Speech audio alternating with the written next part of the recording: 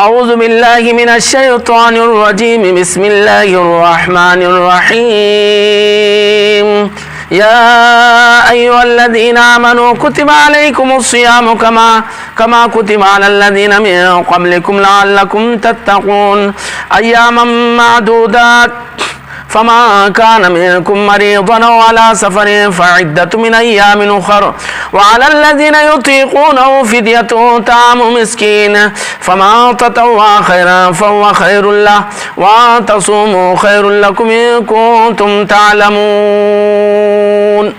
صدق اللہ مولانا العظیم.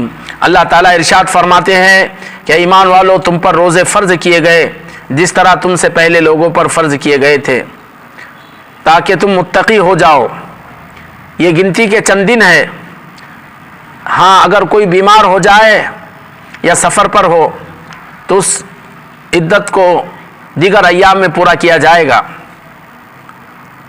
اور وہ لوگ جو اس کی طاقت رکھتے ہیں اس پر فدیہ ہے ایک مسکین کا کھانا. اور جو کوئی بھلائی کا کام کرے وہ اس کے لیے بہتر ہے. اور تم روزہ رکھو یہ تمہارے لیے بہتر ہے اگر تم اس بات کو جانتے ہو. روزہ اسلام کا نہایت ہی اہم نہایت محتم بالشان امر ہے. یا اسلام کی عمارت جن ستونوں پر قائم ہے ان میں ایک اہم اور ایک بنیادی رکن روزہ ہے. احادیث میں ہے کہ بنی الاسلام علی خمس کہ 5 چیزوں پر اسلام کی بنیاد رکھی گئی. اور اس میں پھر ایک اہم وہ صوم شہر رمضان کہ رمضان کے مہینے کے روزے. تو روزہ ایک انتہائی محتم بالشان امر ہے. آیت کریمہ سے بھی اس کا اندازہ ہوتا ہے. اللہ تعالیٰ نے جہاں کہا کہ تم پر روزے فرض کیے گئے وہیں پر یہ بات فرمائی گئی کہ روزہ یہ صرف تمہاری خصوصیت نہیں ہے یا صرف روزہ تمہیں نہیں دیا گیا بلکہ روزہ تم سے پہلی جتنی بھی قومیں گزری ہیں تم سے پہلے جتنی بھی امتیں رہی ہیں وہ تمام کے تمام اس عبادت کی مکلف تھی یا ان کو یہ عبادت دی گئی تھی. کتنا محتم بالشان امر ہے کہ کوئی امت کوئی نبی اور کوئی قوم حضرت آدم علیہ السلام سے لے کر آقا مدنی نبی پاک صلی اللہ علیہ وسلم تک کوئی امت بھی اس روزے کی عبادت سے خالی نہیں رہی. تو اس سے اس عبادت کا اندازہ ہوتا ہے. دوسرے نبی پاک علیہ الصلاۃ والسلام کی وہ مشہور حدیث جو صحیحین میں اور دیگر کتابوں میں آئی ہیں کہ اللہ تعالیٰ ارشاد فرماتے ہیں حدیث قدسی ہے کل عمل ابن آدم لہ الا الصوم فانہ لی وانا اجزی بہ کہ ابن آدم کا ہر عمل وہ اس کے اپنے ذات کے لیے ہے لیکن روزہ کہ وہ خاص میرے لیے. اللہ فرما رہے کہ کیوں ہے؟ آگے ارشاد فرمایا کہ یدعو طعامہ و شرابہ و شہوتہ من اجلی کہ اس میں ایک بندہ اپنا کھانا اپنا پانی اپنی خواہشات میری خاطر چھوڑ دیتا ہے میرے لیے وہ ترک کر دیتا ہے. کہ روزے کو تمام عبادات میں خصوصی اہمیت حاصل ہے. پاک کی آیت اور حدیث پاک سے اس کا ہمیں اشارہ ملتا ہے. یہاں پر الصیام جو ہے کہاں کے مصدر ہے جو روزے کے لیے استعمال ہوا ہے. جیسے کہ قیام یہ بھی مصدر ہے لیکن کھڑے ہونا جو ایک حیت ہے اس کے لیے استعمال ہوتا ہے. اسے سیام بھی یہاں پر مصدر ہے لیکن صوم کے معنی میں ہے. دوسری بات صوم کسے کہا گیا تو صوم کے یوں عربی زبان کے اعتبار سے عربی لغت کے اعتبار سے معنی آتا ہے الامساک رک جانا. اونٹنی کھانے پینے سے رک جائے تو کہتے ہیں کہ امسکت الناقۃ. صوم کے یہ لغوی معنی صوم کے ایک شرعی معنی شریعت میں اس کا کیا معنی ہے تو تفسیر کبیر میں علامہ فخر الدین رازی رحمۃ اللہ علیہ نے صوم کی اس طرح تعریف کی ہے کہ هو الامساک من طلوع الفجر الى غروب الشمس من المفطرات حال العلم بکونه صائما مع اقتران النیہ. یہ انہوں نے لمبی تعریف کی ہے کہ روزہ کہتے ہیں روزہ نام ہے طلوع فجر سے غروب آفتاب تک تمام روزہ توڑنے والی چیزوں سے رک جانے کا نیت کے ساتھ یہ جانتے ہوئے کہ میں روزے سے ہوں. عام تعریف کی جاتی ہے کہ روزہ نام ہے کھانے پینے اور جماع سے رک جانے کا نام. طلوع فجر سے لے کر غروب آفتاب تک نیت کے ساتھ. تو اس طرح روزے کی تعریف کی گئی. اللہ تعالیٰ نے ایک بات فرمائی کتب علیکم کہ تم پر لکھے گئے. یہ لفظ فرض علیکم کے معنی ہے کہ تم پر فرض کیے گئے. اور پھر آگے فرمایا کہ کما کتب علی الذین من قبلکم کہ جیسے تم سے پہلی جو قومیں رہی ہے جیسے ان پر بھی فرض کیے گئے ویسے تم پر بھی. کما میں جو تشبیہ دی گئی ہے اس کے دو شکلیں بتلائی ہیں. ایک شکل تو یہ بتلائی ہے کہ جیسے پہلی قوموں پر جیسے روزے فرض کیے گئے تھے ایسے ہی کہا کہ تم پر بھی فرض کیے گئے. تو تشبیہ جو ہے فرضیت میں ہے. سابقہ تمام قوموں پر روزہ فرض تھا ایسا ہی تم پر بھی فرض کیا گیا. تو تشبیہ. دوسری بات یہ کہی گئی کہ التشبیہ الی وقت الصوم و الی قدرہ. یہ تشبیہ جو ہے روزے کا جو وقت ہے اس کے سلسلے میں اور روزے کے جو مقدار ہے یعنی اس کے جو ایام ہے اس کے سلسلے میں یہ بعض حضرات نے کہا. لیکن یہ بات مرجوح ہے. وہ یہ اس لیے کہ روزے کی جو کیفیتیں رہی ہے روزے کی جو مقدار رہی ہے اس کا جو ٹائم اور وقت رہا ہے شریعتوں میں الگ الگ رہا ہے. ہمارے پاس امت محمدیہ میں جو روزے کی کیفیت ہے وہ اپنی ہے اور سابقہ میں بھی بہت ممکن ہے ایک آدھی قوم پر اس طرح ہو لیکن تمام قوموں پر اس طرح روزہ اس شکل میں یا اس مقدار میں روزہ فرض ہو یہ بعید معلوم ہوتا ہے. اللہ تعالیٰ نے فرمایا کہ لعلکم تتقون تاکہ تم متقی بن جاؤ. روزے کا مقصد بتلایا تاکہ تمہارے اندر تقوی پیدا ہو جائے. تو اس کی وجہ یہ کہا کہ چونکہ انسان روزے کی حالت میں کھانے پینے اور جماع سے انسان رکتا ہے اور ظاہر ہے کہ یہ چیزیں انسان کے لیے سب سے زیادہ اہم اور سب سے زیادہ اس کے لیے مرغوب اور ان چیزوں کا سب سے زیادہ اس کو تقاضا ہوتا ہے یا اس قدر مرغوب چیزیں کہ جس کے بغیر انسان کا جینا مشکل ہو جاتا ہے. جب اس سے آدمی رک جا رہا ہے اس سے انسان پرہیز کر رہا ہے تو پھر اس کے مقابلے میں دیگر جو چیزیں ہوگی محرمات اور دیگر جو چیزیں ہوگی ممنوعات اس سے رکنا اس کے لیے آسان ہوگا. اس لیے کہا کہ لعلکم تتقون. انسان پھر روزے کا عادی ہو کر اپنے مرغوبات چاہتوں سے آدمی سنبھلے گا اس سے رکے گا تو خود بخود اس کے اندر پھر ان محرمات سے بچنے اور ناجائز امور سے اجتناب کرنے کی کیفیت اس کے اندر پیدا ہوگی. تو اس لیے اللہ تعالیٰ نے فرمایا کہ لعلکم تتقون کہ اس طرح امید ہے کہ تم متقی ہو جاؤ. ابن کثیر رحمۃ اللہ علیہ نے اپنی تفسیر میں لکھا ہے کہ لأن الصوم تزکیۃ للبدن وتزییق لمسالک الشیطان. کہا کہ روزہ جو ہے یہ بدن کو بھی پاک کرتا ہے بدن کا بھی تزکیہ کرتا ہے اور یعنی شیطان کی راہوں کو روکتا ہے شیطان کے راستوں کو بند کرتا ہے. فخر الدین رازی رحمۃ اللہ علیہ نے تفسیر کبیر میں لکھا ہے کہ ان الصوم یورث التقوی لما فیہ انکسار الشہوہ وانقماء الہوى. کہا کہ روزہ جو ہے انسان کو تقوی کی اعلیٰ اور عظیم صفت سے انسان کو متصف کرتا ہے کیونکہ اس میں شہوت کو اس کے ذریعے سے توڑا جاتا ہے اور خواہشات کو کا قلع کما کیا جاتا ہے.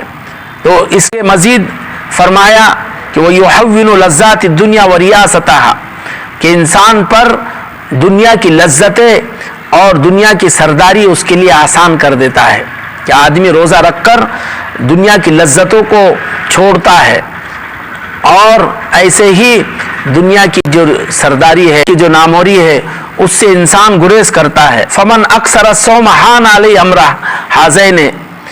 پھر آگے ارشاد فرمایا کہ جس نے کثرت سے روزہ رکھا اس پر ان دونوں چیزوں کا یعنی شہوتوں کا اور دنیا کی لذتوں کا اور دنیا کی ریاست اور سرداری کا معاملہ اس کے لیے آسان ہو جاتا ہے کہ روزے کے ذریعے سے انسان کے اندر تقوی طہارت پیدا ہوتی ہے. اس کے اندر اپنی لذتوں اپنی خواہشوں کو چھوڑنا اس کے لیے آسان ہوتا ہے. دنیا کے مرغوبات کو قربان کرنا اس کے لیے آسان ہوتا ہے اور اس طرح اس کے لیے پھر محرمات اور فواحش سے دور رہنا اس کے لیے آسان ہو جاتا ہے. ایام معدودات سے کہ روزہ فرض کیا گیا گنتی کے چند دن کیا مراد ہے؟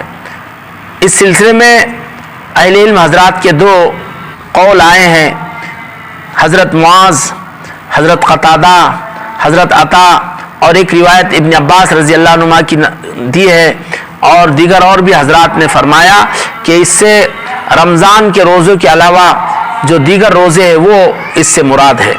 حضرت نوح علیہ السلام سے لے کر آقا مدنی نبی پاک صلی اللہ علیہ وسلم تک جتنی قومیں رہی ہیں, جتنی امتیں گزری ہے, سب پر کہا کہ ہر ماہ کے 3 روزے, اور ایسے ہی عاشور کا روزہ فرض تھا. پر انہوں نے دلائل بھی دیے ہیں. ایک تو سب سے پہلے اللہ کے نبی پاک صلی اللہ علیہ وسلم کی حدیث ہے, وسلم نے فرمایا کہ ان صوم رمضان نسخ کل صوم, کہ رمضان نے ہر طرح کے روزے کو منسوخ کر دیا. معلوم یہ ہوا کہ رمضان سے پہلے جو روزے فرض تھے وہ دیگر روزے تھے.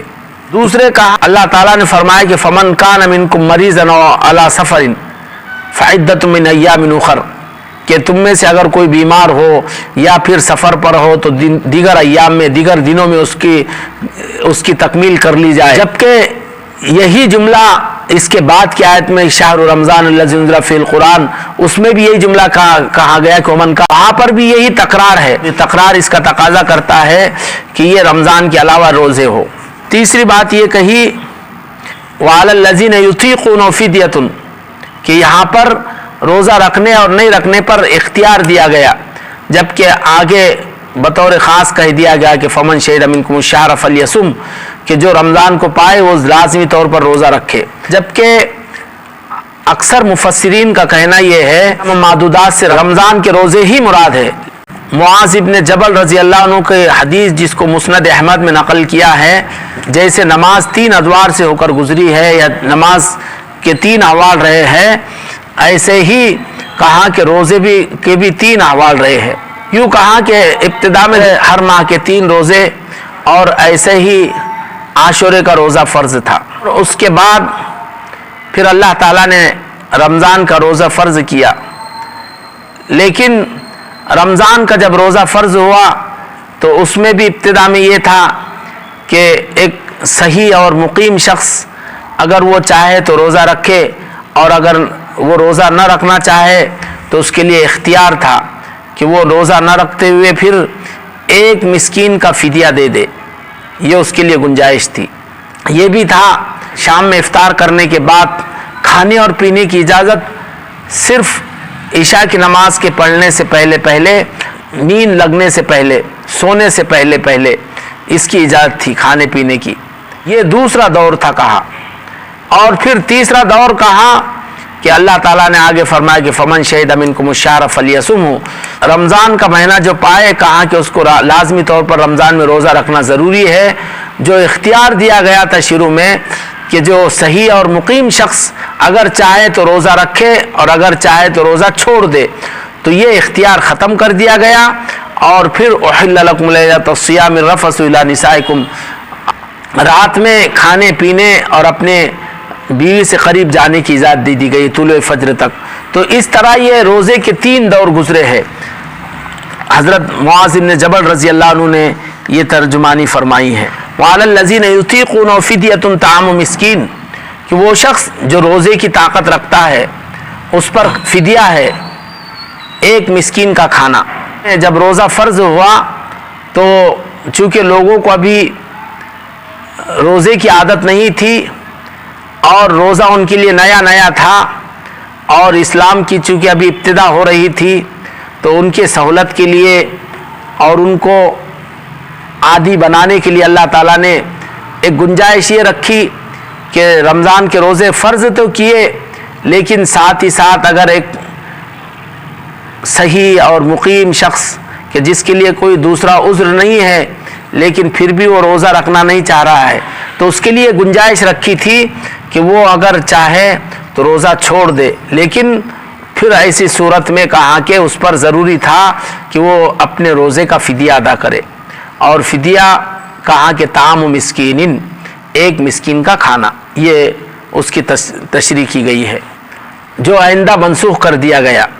تو ایک صاف اور سیدھا معنی یہی لیا گیا. اب اگر کوئی صحیح ہے, تندرست ہے اور مقیم ہے تو اس پر روزہ ہر حال میں فرض ہے, اور وہ جو سہولت دی گئی تھی روزے کی ابتدائی دور میں تو وہ سہولت ختم کر دی گئی. لیکن ایک دوسرا مفہوم یوں کہا کہ وعلی الذین یطیقون, کہ وہ لوگ جو بہت مشکل سے اس کی طاقت رکھتے ہیں، یعنی جیسے بہت زیادہ بوڑھا ہو گیا یا ایسے کسی بیماری میں مبتلا ہے کہ جس میں آئندہ صحت یاب ہونے کی کوئی امید نہیں، امکان نہیں ہے، تو ایسے شخص کے لیے فدیہ دینا ضروری ہے، ایک مسکین کا کھانا ایک روزے کی طرف سے۔ اس آیت کے ضمن میں یوں بھی کہا گیا کہ ایک آدمی اگر فدیے کی طاقت نہیں رکھتا ہے اور روزہ بھی نہیں رکھ سکتا ہے وہ، تو پھر کہا کہ وہ اللہ توبہ استغفار کرے، اس کے لیے یہی ہوگا۔ تو اللہ نے فرمایا کہ وعلی الذین یطیقونہ فدیۃ طعام مسکین، آگے اللہ تعالیٰ فرماتے ہیں فمن تطوع خیرا فہو خیر اللہ، کہ جو بھی کوئی نفل کام انجام دے،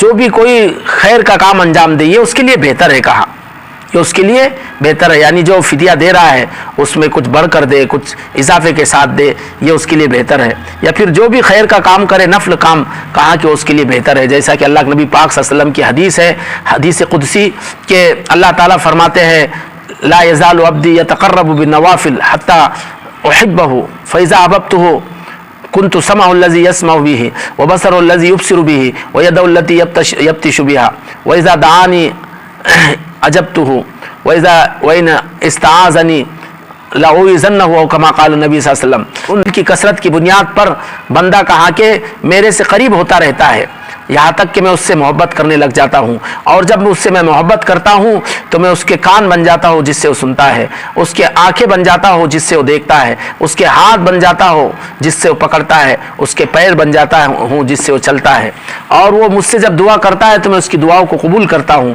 اور جب وہ مجھ سے کوئی پناہ مانگتا ہے تو میں اس کو پناہ دیتا ہوں۔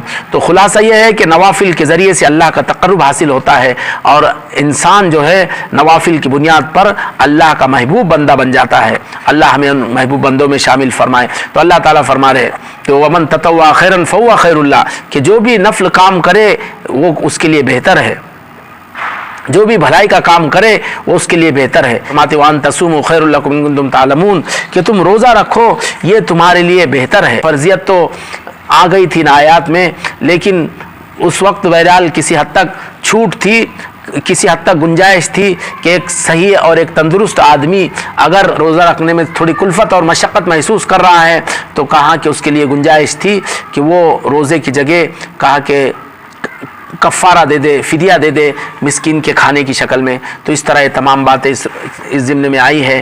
اللہ سے ہم یہی دعا کرتے ہیں کہ اللہ تعالی ہمیں اللہ کے ان عظیم احکامات کی قدردانی کی توفیق نصیب فرمائے اور اس پر عمل کی توفیق نصیب فرمائے۔ آمین وآخر دعوانا الحمدللہ رب العالمین۔